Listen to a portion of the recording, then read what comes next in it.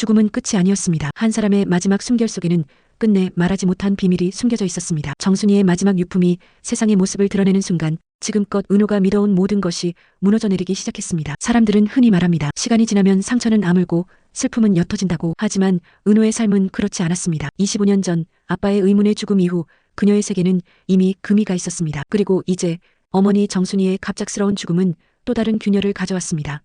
정순이는 언제나 자신을 친딸처럼 보살펴주었던 존재였습니다. 핏줄로 이어지지 않았지만 진심과 희생으로 묶여있던 관계. 그녀의 죽음은 단순히 한 사람을 잃는 슬픔이 아니었습니다. 살아온 모든 날들이 흔들리는 뿌리째 뽑히는 듯한 충격이었습니다. 그리고 정순이의 유품 속에서 발견된 사진 한 장. 거기에는 은호가 알지 못했던 인물이 있었습니다. 고성이. 지금껏 은호와는 아무런 접점이 없어 보이던 이름이 아빠와 나란히 서 있는 모습으로 새겨져 있었던 겁니다. 그 순간부터 은호의 마음은 무너져 내렸습니다. 엄마, 왜 이런 걸 남기신 거예요? 왜 저는 단 한 번도 들은 적이 없는 건가요? 죽음은 끝이 아니었습니다. 엄마의 마지막 유품 속에서 피보다 진한 사랑이자 피보다 잔혹한 진실이 서서히 드러나고 있었으니까요. 정순이는 여전히 강호가 집으로 돌아오길 바랐습니다. 핏줄인 아들을 끝까지 붙잡고 싶었던 마음, 그것만큼은 멈출 수가 없었습니다. 그날도 강호가 일하는 가게 앞을 서성였습니다. 몇 번이나 마음을 다잡고 돌아서려 했지만 발걸음은 쉽게 떨어지지 않았습니다. 결국 그녀는 깊은 숨을 내쉬고 조심스럽게 문을 열었습니다. 강호야, 이제 그만 고집 부리지 말고 집으로 돌아오자. 내가 있어야 집이 집답지 않니? 강호는 차갑게 시선을 돌렸습니다. 됐어, 엄마.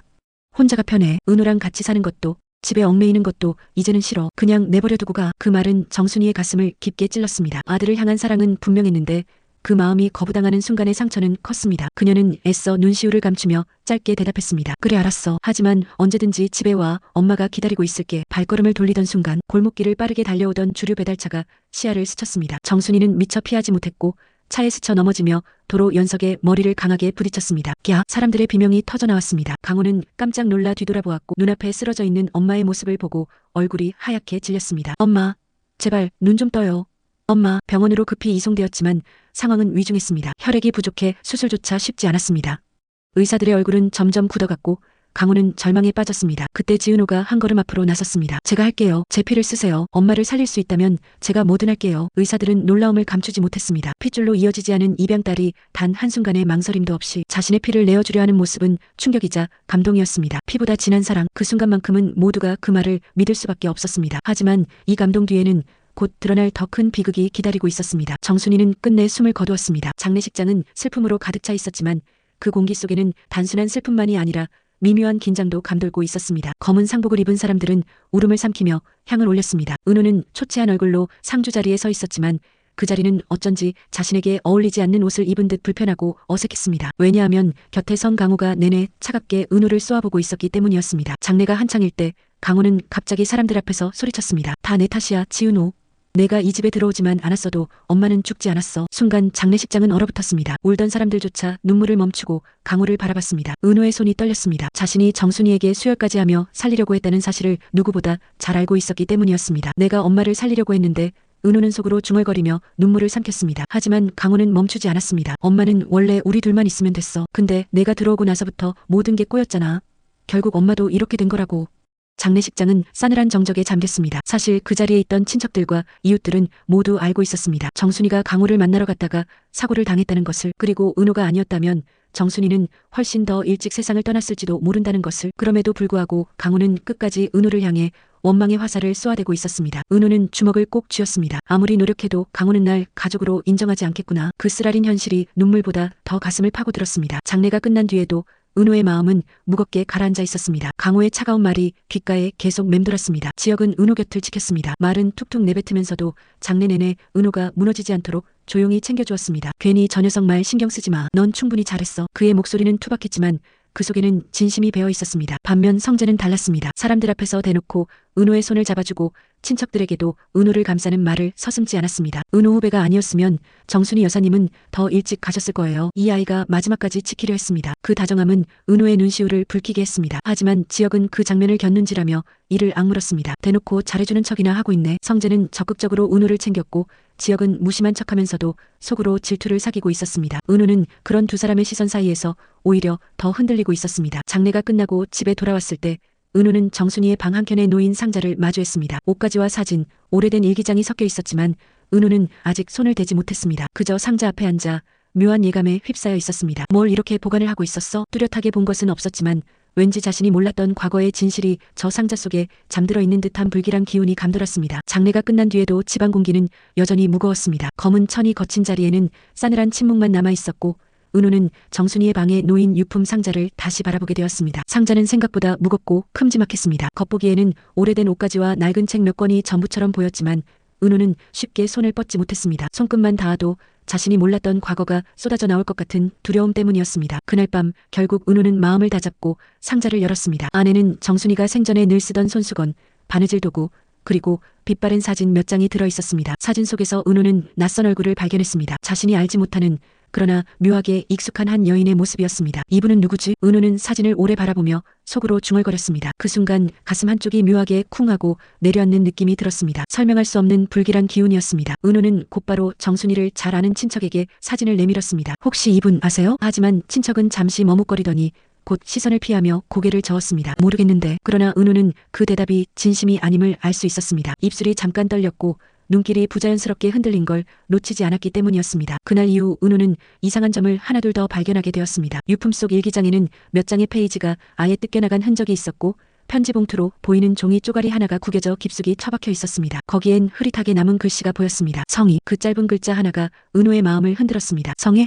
누구지? 은호는 그 순간 가슴 깊은 곳에서 차갑게 스며드는 불안을 느꼈습니다. 정순이가 왜 이 이름을 숨기려 했는지, 왜 일기장을 찢어버렸는지 알 수는 없었지만 뭔가 단순한 우연이 아니라는 직감이 강하게 몰려왔습니다. 며칠 후 은호는 정순이의 유품을 다시 꺼내들었습니다.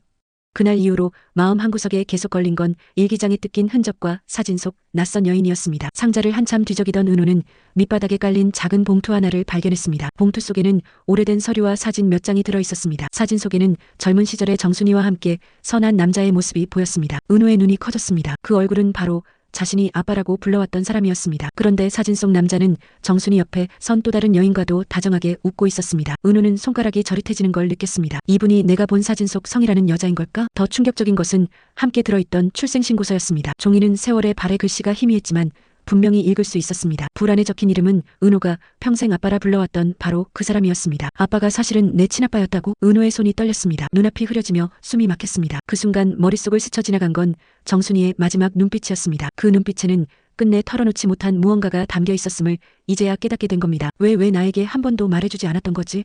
내가 그렇게도 아빠의 친딸이었는데. 은호는 무너져 내리듯 바닥에 주저앉았습니다. 아버지라 불렀던 그 사람은 사실 자신을 피해 한 방울 섞이지 않은 딸이 아니라 세상 누구보다 진심으로 사랑한 친딸이었습니다. 그 사실을 이제야 깨닫게 된 것이었습니다. 출생신고서와 사진을 확인한 밤 은호는 깊은 혼란 속에 빠졌습니다. 아빠가 사실은 내 친아빠였다고? 그런데 왜 그 사실을 숨긴 거지? 평생을 입양하라는 꼬리표로 살아온 시간이 허망하게 느껴졌습니다. 누군가가 의도적으로 이 사실을 숨겼다는 생각이 머릿속에서 떠나지 않았습니다. 그러다 사진 속 낯선 여인이 다시 떠올랐습니다. 정순이와 아빠 사이에 서 있던 한 여인, 그리고 일기장에 찢어진 종이에서 남아있던 이름, 성희. 은호는 유품 상자를 다시 꺼내어 천천히 뒤적였습니다. 그 끝에서 구겨진 쪽지 한 장을 발견했습니다. 성희에게 미안하다. 짧은 문장 하나였지만 은호의 가슴을 세차게 때렸습니다. 아빠가 그 사람에게 사과하고 있었다고? 왜? 이름 하나와 사진 몇 장뿐인데도 그 의미는 점점 무겁게 다가왔습니다. 아빠가 숨기려 했던 것, 정순이가 끝내 말하지 못한 것, 그리고 자신이 입양하라는 오해 속에 살아야 했던 이유, 모든 게 이 이름 하나와 얽혀있는 듯 했습니다. 그날 밤 은호는 유품을 품에 안고 울다 잠들었습니다. 누구에게도 보여줄 수 없었습니다. 성재에게? 아니면 지역에게? 아무도 믿을 수 없었습니다. 며칠 동안 은호는 일상에 집중하려 애썼지만 머릿속에서는 유품에서 본 사진과 쪽지가 떠나지 않았습니다. 성희에게 미안하다. 짧은 문장 하나가 계속 귓가에서 맴돌았습니다. 공사 현장에서 일하던 중에도 집중이 되지 않았습니다. 도면을 들여다보다가도 사진 속 여인의 얼굴이 떠오르고 현장 사람들의 대화가 흘러가다가도 성이라는 이름이 들리는 듯 착각하곤 했습니다. 그러던 어느 날 밤 은호는 사진 뒷면에 적힌 작은 글씨를 발견했습니다. 통영, 1999년. 성희와 함께. 은호의 손끝이 덜덜 떨렸습니다. 통영? 아빠가 가끔 얘기하던 곳인데 결국 이 여인과 함께 있었던 거야? 불안감은 점점 커져갔습니다. 은호는 결국 통영으로 내려가야겠다고 마음을 먹었습니다. 하지만 은호의 이런 움직임은 누군가에게 이미 포착되고 있었습니다. 고성이가 고용한 사람이었습니다. 이제 와서 뭘 더 캐내려는 거지? 그 아이가. 보고를 받은 고성이의 차가운 목소리는 더 큰 불길함을 예고하고 있었습니다. 사진 뒷면에 적힌 짧은 글귀 통영, 1999년. 성희와 함께. 그 문장은 은호의 머릿속에서 떠나지 않았습니다. 결국 며칠 밤을 뒤척이다 작은 가방을 챙겨 통영행 버스에 몸을 실었습니다. 버스 창밖 풍경은 낯설면서도 묘하게 익숙했습니다. 아빠가 생전에 통영의 바다는 깊고 오래 기억된다라고 말하던 기억이 되살아났습니다. 어린 시절에는 그냥 흘려들었던 말이었지만 이제는 다른 울림으로 다가왔습니다. 은호는 사진 속 배경과 닮은 골목길을 따라가다 오래된 식당 앞에서 발걸음을 멈췄습니다. 조심스레 안으로 들어간 식당 안 벽에는 과거 손님들과 함께 찍은 기념사진이 걸려 있었습니다. 거기서 은호는 아빠의 환한 얼굴과 어린 시절의 자신을 발견했습니다. 그리고 그 옆에는 사진 뒷면에 적힌 이름, 성이라는 글자와 겹쳐지는 여인이 서 있었습니다. 멍하니 사진을 바라보던 은호에게 사장이 다가왔습니다. 저 사진 말인가 보네.